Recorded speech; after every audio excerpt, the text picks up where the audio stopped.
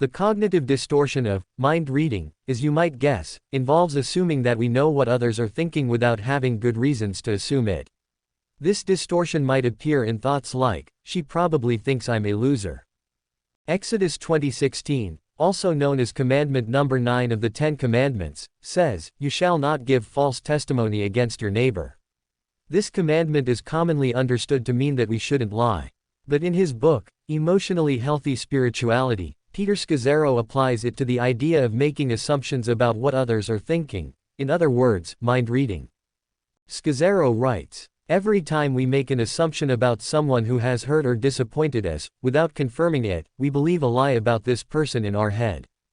Because we have not checked it out with him or her, it is very possible that we are believing something untrue. It is also likely that we will pass that false assumption around to others. When we leave reality for a mental creation of our own doing, hidden assumptions, we create a counterfeit world. When we do this, it can properly be said that we exclude God from our lives because God does not exist outside of reality and truth."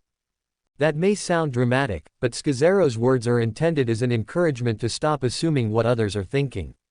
For example, if someone is self-conscious and not talking to many people, it might look like it's because they think they're better than everyone else. In reality, because of their shyness, they may not be talking because they're afraid they're worse than everyone else.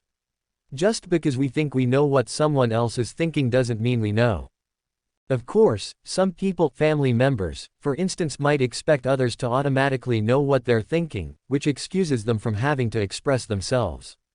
This puts others in an unfair position. Relying on mind reading as a communication style can lead to awkward misunderstandings and a nagging sense of anxiety about the status of our relationships. God has not made our heads with windows that allow us to look in on each other's minds, and pretending that we can or should be able to see what someone else is thinking often brings us to wrong conclusions.